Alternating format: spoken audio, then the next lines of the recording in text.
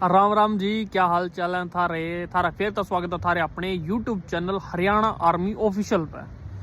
ज्यादा बात नहीं करते, अपने गिला है लाइव भारत है मासूम शर्मा। मासूम भाई, सबसे पहला तो राम राम। और दूसरा न्यू बताओ, लगातार आपके ऊपर ये कंट्रोवर्सी चलने लग रही है। फिलहाल की कंट्रोवर्सी का कारण क्या है? गजेंद्र फोगाट वाला चक्कर के है यूं। अब क्या हुआ कि पिछले कुछ दिनों से चर्चाएं थी कि भाई हरियाणा में जो है हरियाणा सरकार गन कल्चर के ऊपर कोई एक्शन लेने वाली है।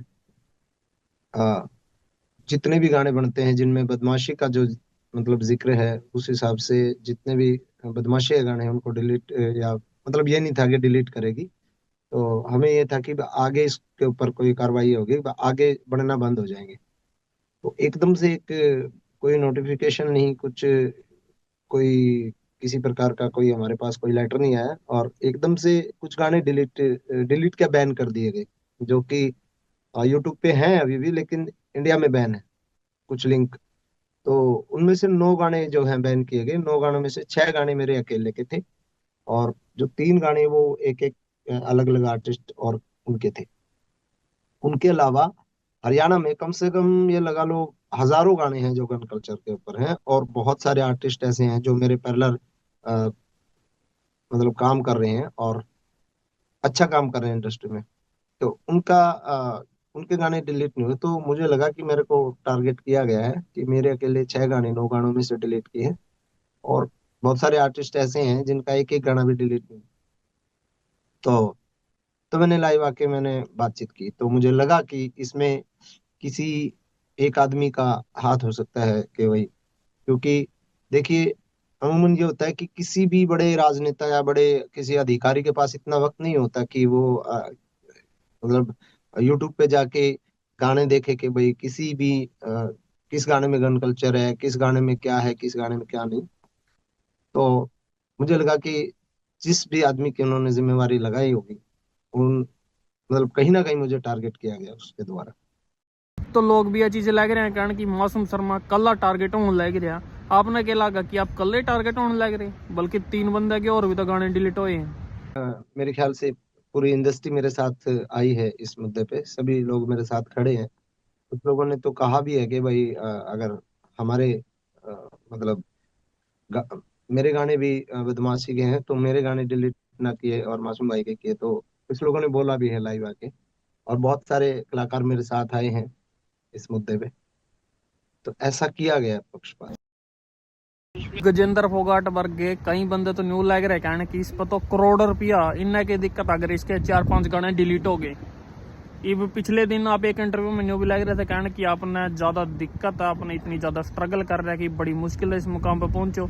ऐसा केस स्ट्रगल कर ली, आपको तो पॉलिटिकल बैकग्राउंड भी है। अपने स्ट्रगल के बारे में बताओ थोड़ा सा। देखिए मैं अकेला नहीं हूँ। जितने भी हरियाणा में जैसे हमारे टाइम से जो पहले थे, राम इरमेला जी थे, अपने रामकेश जीवनपुरिया जी थे, और विकास कुमार जी थे, केडी भाई थे। बहुत सारे आर्टिस्ट जो हैं हमारे जो टाइम से काम कर रहे हैं, उससे पहले काम कर रहे हैं, उनका संघर्ष इतना खतरनाक रहा है कि भाई हमारे पास अगर हम रिकॉर्डिंग के लिए कहीं जाते थे तो हम बसों में धक्के खा के जाते थे। और बसों में भी कई बार ऐसा होता था कि बसों का किराया भी हमारे पास नहीं होता था। ऊपर छत पे बैठ के मैंने खुद सफर किया है बिना किराए के बसों में। तो उस संघर्ष से लेके आज इस मुकाम पे हमारी इंडस्ट्री खड़ी है कि हर कलाकार जो साधन संपन्न है, सबके पास अपनी गाड़ी घोड़े हैं, सब एक तरीके से मैनेज हुए हैं सारी चीजें, और इंडस्ट्री को पसंद किया गया है एक इंडस्ट्री का। अब हरियाणा हरियाणा में नहीं, मैं एमपी से पीएचडी कर रहा हूँ सेज यूनिवर्सिटी से, तो वहां पे टोटल हरियाणवी सुनते हैं। एमपी में भोपाल में देखा मैंने, टोटल उत्तराखंड पूरा हरियाणवी सुनता है, पश्चिम उत्तर प्रदेश पूरा हरियाणवी सुनता है। तो हरियाणा एक हरियाणा तक सीमित नहीं है, वर्चस्व है। और आप उसको मैं कहना चाहता हूँ सरकार को कि उसके ऊपर आप अपना संज्ञान लें कि इससे अपने जो आप बात करते हैं कि हम फिल्म पॉलिसी लेके आए हैं और हम सिनेमा को आगे बढ़ावा देना चाहते हैं, तो जब म्यूजिक इंडस्ट्री का ही आप अगर गला घोट दोगे तो आप सिनेमा को ज्यादा बड़ा नहीं बना सकते। अब सिनेमा तो साउथ का देखो ना, साउथ के सिनेमा में क्या मारकाट नहीं होती, बैन करो तो फिर सारी करो, पूरे देश में एक कानून लेके आओ। अभी तो आप एक बात कहो थे कि गजेंद्र फोगाट के लिए मैंने बेट का जितनी दारू पी रहा है इतनी तो किसी ने पी भी नहीं रखी होगी। आपका तो इतना जिगरी दोस्त था, गणा तगड़ा मित्र था, फिर ये रोड़ा माचे किस तरह? पहली कंट्रोवर्सी कौन सी स्टार्ट? नहीं है मेरी तरफ से। थोड़ा सा उनके साथ हुआ था जब हमारे इंडस्ट्री के बहुत ही उम्दा कलाकार भाई राजू पंजाबी जी का निधन हुआ।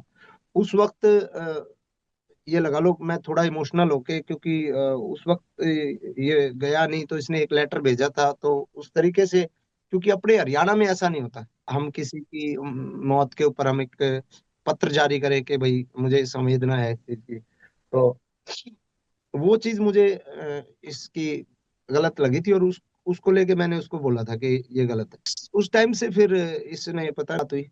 एक और सिंगर है, घना तगड़ा सिंगर है हरियाणा का, अमित शनि रोहतक किया, उसका भी लगातार बीच में नाम जोड़ने लग रहे हैं। हालांकि बीच में उसने सफाई भी दी थी, पर लगा मेरा भाई है, छोटा भाई है, दोस्त है अच्छा, और इस मुद्दे पे हमारी बातचीत भी हुई है 2-3 बार फोन पे। अच्छा, आपके गाने पूरे भारत में बैन है और कल हरियाणा के आर्टिस्ट हैं जिनके भारत में बैन हो रहे गाने, ये बदमाशी वाले, और हरियाणा के आर्टिस्ट में भी आपके इस बारे में कोई नहीं कर दे, मैंने वो भी गाया है, लाडो तेरे बिन सुनना है संसार, तो ऐसी ऐसी चीजें भी गाई हैं मैंने। तो उनके लिए कभी अप्रिशिएट तो नहीं किया सरकार ने कि भाई आओ और तुमने अच्छा काम किया है, हम तुम्हें तो वही होता है ना, ऐसा होता है कि जब हम कुछ बड़ा करते हैं, मान लो गन कल्चर करते हैं, कुछ भी करते हैं, तब तो हमारी आलोचना हो जाती है। कुछ अच्छा करते हैं तो कोई हमें बुला के मान सम्मान नहीं देता कि भाई तुमने अच्छा काम किया है किसी अच्छे स्टेज से।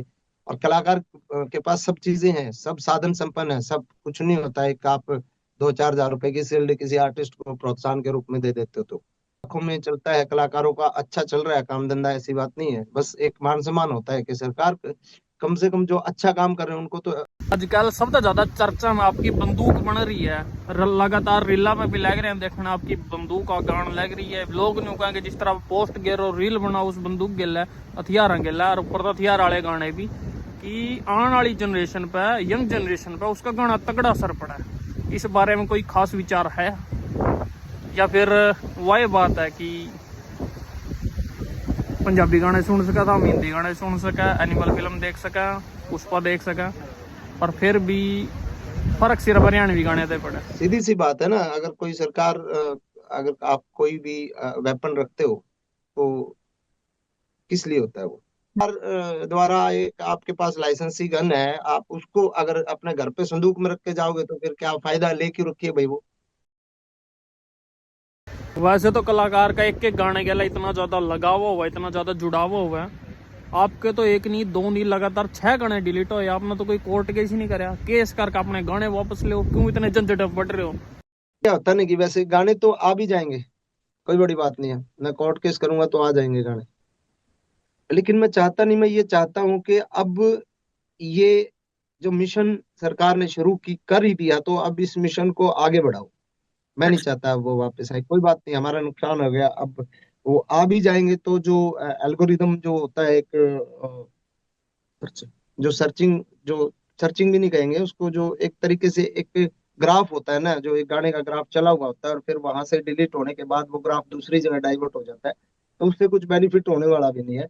तो अब तो मैं यही चाहता हूँ कि अब ये मिशन जो सरकार ने शुरू किया है, इस मिशन को अब सरकार आगे बढ़ाए। हम सरकार के साथ हैं बिल्कुल तहे दिल से, और हम इस फैसले का स्वागत करेंगे। मैं मतलब चीजें जो स्टारडम वाली मैंने फील नहीं किया ना, मैं उस तरीके, मैं गांव में ही रहता हूँ, गांव में मेरा स्टूडियो है जहाँ पे हम बैठे हैं फिलहाल, और मैं गांव से ही अपना काम करता हूँ। और गांव में मैं बिल्कुल साधारण तरीके से वो जो मेरे से मिलने आते हैं, मेरे जो चाहने वाले हैं।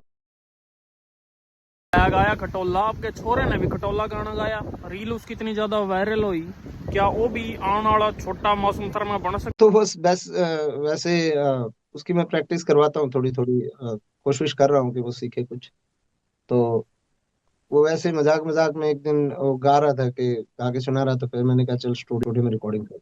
तो गाने आइकॉनिक गाने भी बने हैं। जिस तरह हट जाता वो अच्छा ना, जितने मर्जी ब्याह देख ले, हरियाणा के देख ले, राजस्थान के देख ले, यूपी के देख ले, दिल्ली के देख ले, इवन सारे में वही बात जाए। इवन पूरे बाहरले देशों में भी वही गाना बात जाए। जाता वो अपने बड़े भाई है, विकास कुमार जी ने गाया है, रामकेश जी ने लिखा है, सतीश सहगल जी का म्यूजिक था, बहुत ही शानदार गाना था।